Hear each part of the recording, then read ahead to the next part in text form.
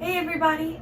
Today I have a book called The Great Migration, an American Story with paintings by Jacob Lawrence to read with you. And I'm really excited about this book because it uses the paintings of Jacob Lawrence, who we've been learning a little bit about, to give a little bit more historical context. So to tell us a little bit more about the time that was going on before the Harlem Renaissance. So this tells us a little bit about what was happening in the United States before the Harlem Renaissance that made the Harlem Renaissance happen. And I think that this is super interesting. So I'm really excited to jump into this book with you guys today. I hope that you enjoy it as much as I do. And yeah, let's go. The Great Migration, an American Story, paintings by Jacob Lawrence, with a poem in appreciation by Walter Dean Myers. So this book is going to tell us a little bit more about the Great Migration, and at the very end of the book, there's a poem that I'll read to you guys by Walter Dean Myers.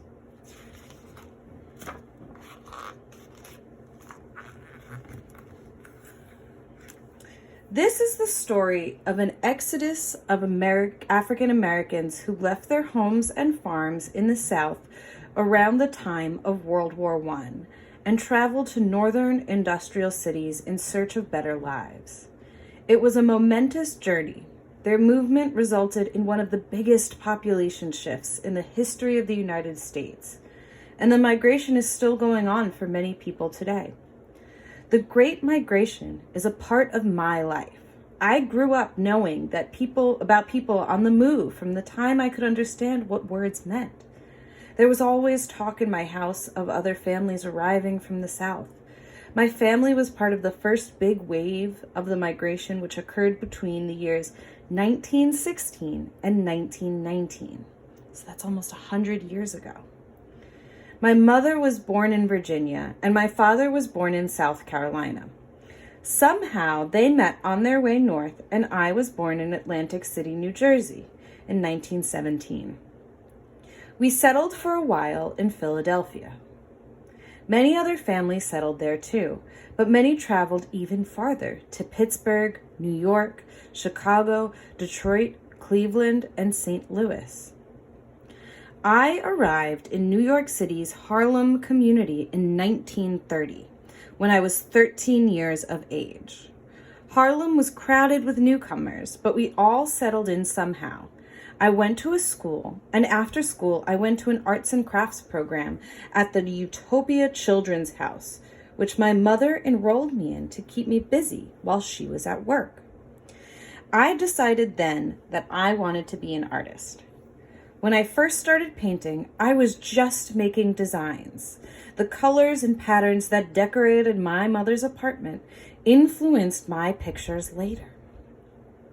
Later, I started painting street scenes. I painted peddlers, parades, fire escapes, apartment houses, all that was new to me.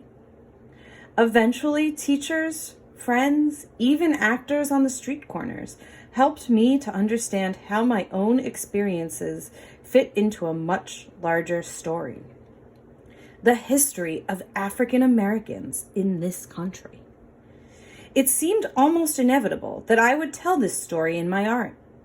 I spent many hours at the Schomburg Library in Harlem reading books about the Great Migration, and I took notes. Soon, my research gave me the images I needed to tell the story of the Great Migration. Many of the images were new for me, along with my street scenes. I would now need to paint rural landscapes, images of violence, and interiors, like the inside of a schoolroom. I started the migration series in 1940, when I was 22 years old, and finished it 1 year later.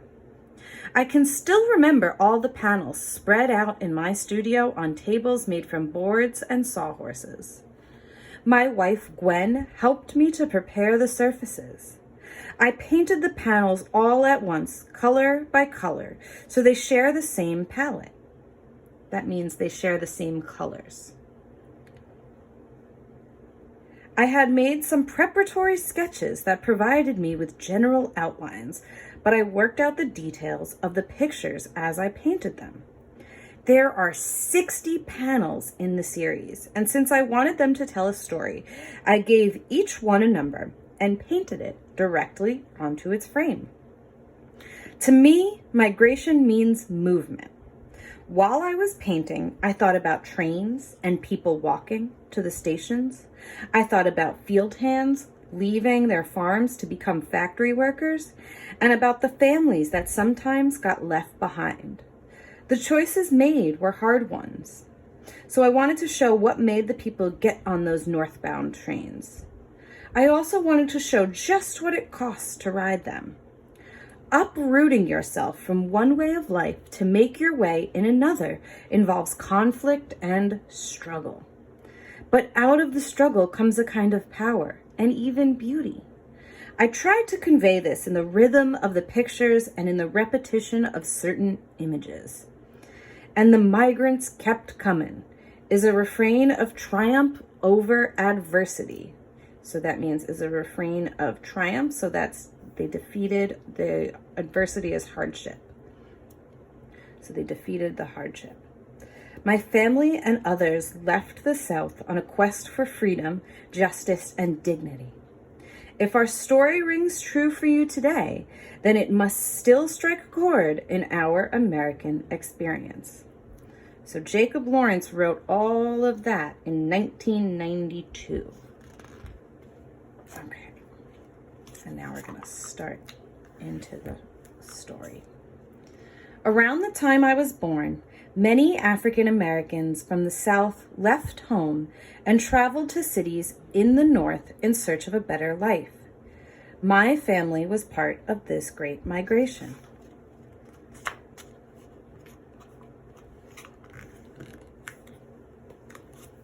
There was a shortage of workers in northern factories because many had left their jobs to fight in the First World War. The factory owners had to find new workers to replace those who were marching off to war.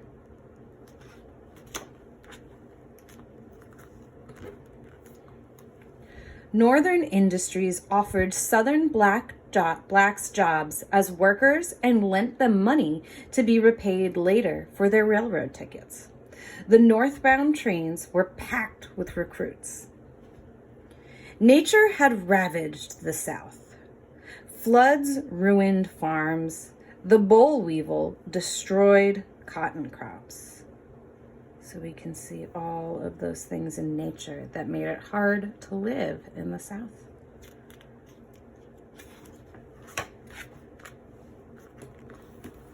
The war had doubled the cost of food, making life even harder for the poor.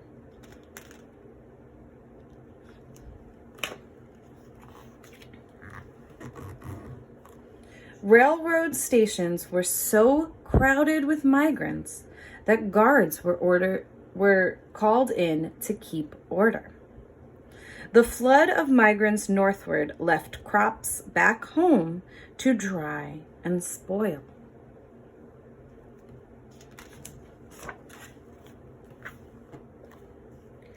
For African Americans, the South was barren in many ways. So barren means that there's nothing good coming out of the land.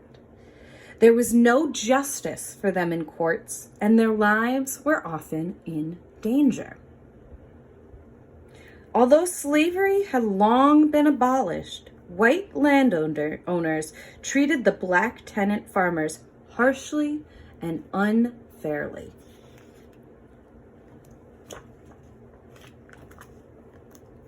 And so the migration grew. Segregation divided the South. So we can see here that in the South and also in the North, this was happening at the time. A lot of times they kept the white people separate from black people.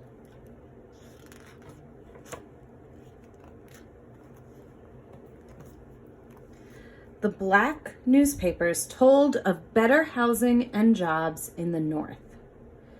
Families would arrive very early at railroad stations to make sure they could get on the northbound trains. Early arrival was not easy because African Americans found on the street could be arrested for no reason.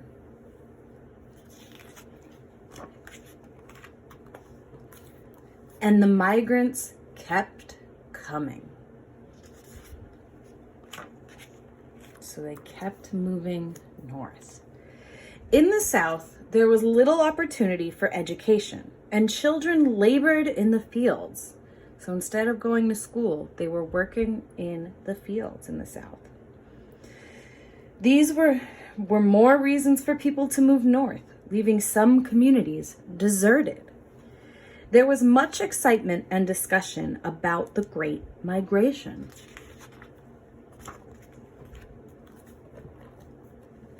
Agents from northern factories flocked into southern counties and towns looking for laborers.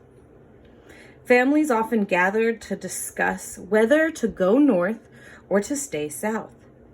The promise of better housing in the north could not be ignored. So one of the reasons they wanted to move to the north was because there was better houses there. The railroad stations were crowded with migrants. Letters from relatives in the North and articles in the black press portrayed a better life outside the South. So people who were living in the South would read about what life was like in the North, and it seemed like it was a lot better. Many migrants arrived in Chicago.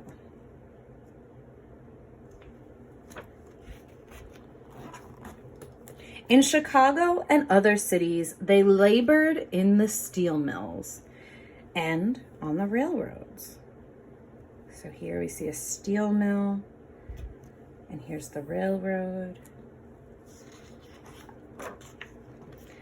And the migrants kept coming.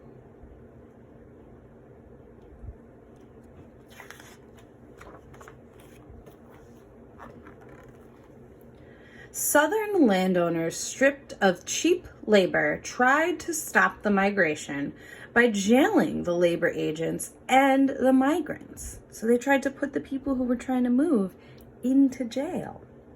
Sometimes the agents disguised themselves to avoid arrest, but the migrants were often taken from railroad stations and jailed until the trains departed.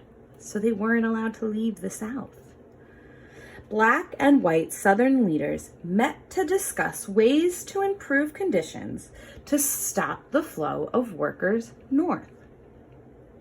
Although life in the North was better, it was not ideal. So that means it was a little bit better than it was in the South, but it wasn't perfect.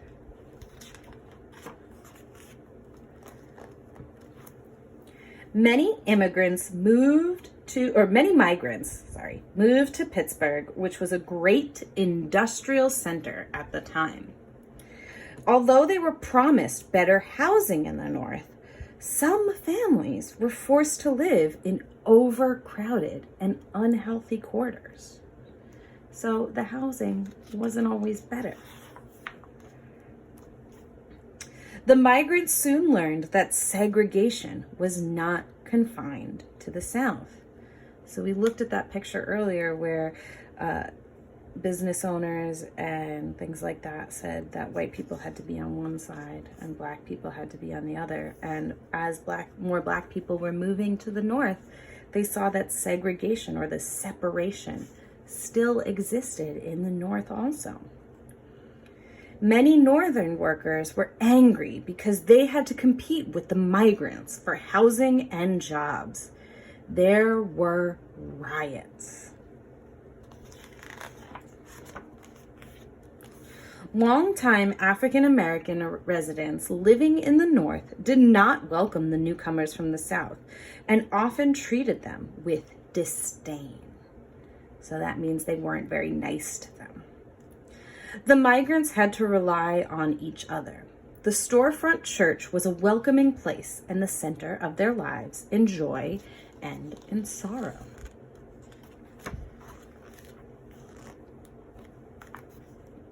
Black professionals such as doctors and lawyers soon followed their patients and clients north.